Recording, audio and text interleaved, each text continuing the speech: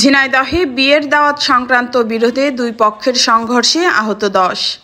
সুলতান আল এনামের video চিত্রে দেখুন বিস্তারিত।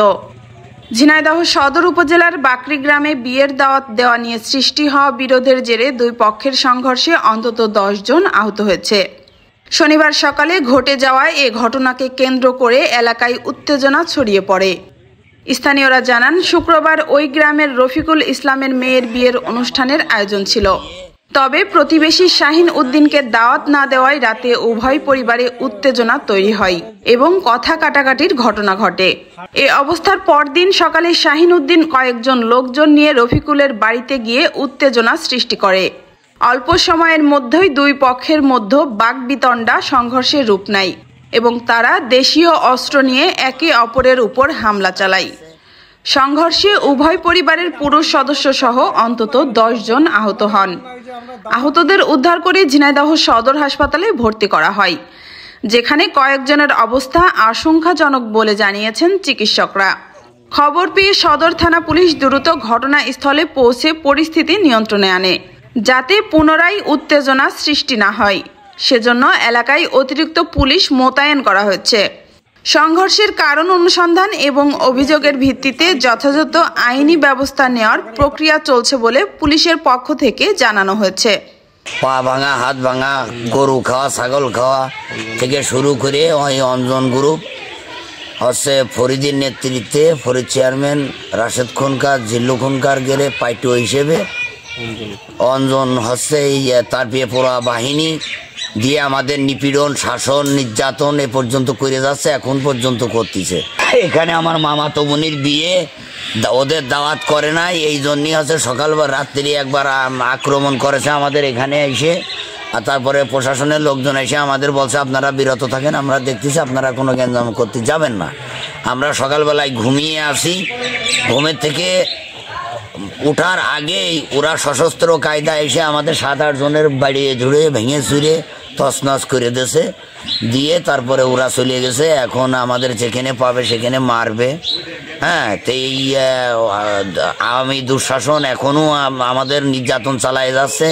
হয় কথিত কোনো এক নেতার সংস্পর্শে তারা নাকি মোটা অঙ্কের আর্থিক লেনদেন করেই আমাদের এই নির্যাতনটা চালায় যাচ্ছে এবং সেই নেতা নাকি তাদের শেল্টার দিয়ে রাখতেছে। আর 7-8 জন আহত হয়েছে, তারা হাসপাতালে আছে। হাসপাতালে কতজন আছে? হাসপাতালে 6-7 জন আছে, বিভিন্ন জায়গায় বিভিন্ন জনের নিয়ে চলে গেছে। আর আমাদের গতিপথ রোধ করতেছে, আমরা হাসপাতালের লোকজন নিয়ে যেতে পারছি না। আমরা প্রশাসনের দৃষ্টি আকর্ষণ করছি যে প্রশাসন যেন আমাদের সহযোগিতা করে এই বিএনপি পরিবারকে, এই বিএনপি নির্যাতিত বিএনপি পরিবারদের পাশে এসে দাঁড়াই, এই আহ্বান আমি রাখছি। আমাদের সব জায়গায় দাওয়াত দেওয়া হয়েছে।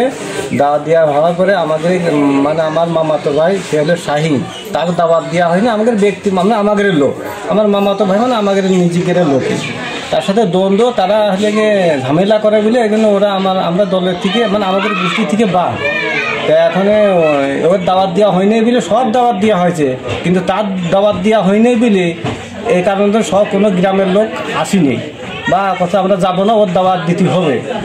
এই কারণের জন্যই তারপরে আমরা দাওয়াত দিই না, ওইটা তো আমাদের ব্যাপার, কারণ আমরা হলে আমাদের নিজেদের গোষ্ঠীর লোক, সেটা আমাদের ব্যাপার। কিন্তু ওরা এই কারণের জন্যই ওরা সেই কালকে ওই খাওয়া দাওয়ার সময় মারামারি হবে, খালি সংবাদ নিচ্ছে যে কোন সময় খাওয়া দাওয়া হবে, চলে গেলে আমরা অ্যাটাক করবো। তারপরে আর কি ওই ওরা হলে খাওয়া চলে যাওয়ার পরে যে আসিয়ে ওরা অ্যাটাক করতে যায়।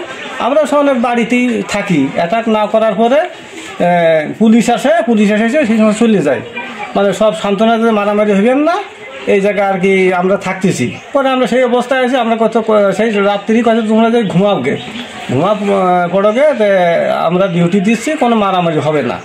তো এই কারণে হলে বুঝছো আমরা সবাই শুয়ে রয়েছি। সকালবেলা মানে ঘুমের তো উঠার পরই দেখি যে সব ঢাল লাঠি নিয়ে ওই রাশেদ খুনকার, ওই ফরিদ খুনকারের সব লোকজন সব গুছাইয়ে, আমরা জানি যে পুলিশ বলে আমাকে যা বলেছে তাই, আমরা তো মারামারি করবো না, আমাকে অন্যায় যে আমরা দাওয়াত দিই নেই তাই।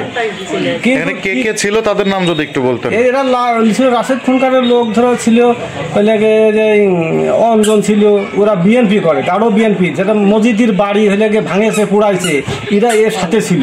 বিএনপি না আওয়ামী লীগ? এটা আওয়ামী লীগ, মানে এরা আবার বলেন, শুরু থেকে আবার বলেন। এটা এই অঞ্জন দলবল নিয়ে, অঞ্জন যে মসজিদের বাড়ি আগুন ধরে পুড়াইছে, তারা মানে লোকজন নিয়ে তারা আর কি ধরা আইছে, আগে স্বয়ং ছিল আমাদের সাথে, আমাদের সামনে পড়েছে, মানে আমরা যেখানে আইছে সেখানে ওরা সামনে ছিল।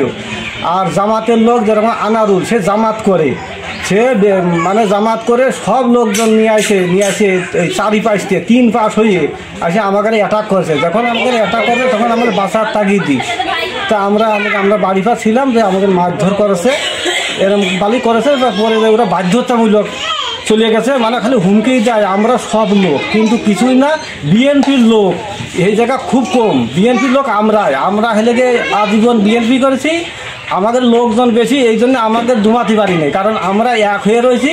আর এই জামাত আর এই আওয়ামী লীগ এরা হলে গিয়ে মানে এরা জ্ঞানজাম বাঁধানোর জন্য, এই বিএনপিকে নষ্ট করার জন্য এরা চারিদিক থেকে আসে আমাদের হামলা করেছে। কিন্তু আমরা দমি নেই, আমাদের লোক বেশি, আমরা বিএনপি, আমরা কোনো সময়ের জন্য এক ফোঁটা দুর্বল না।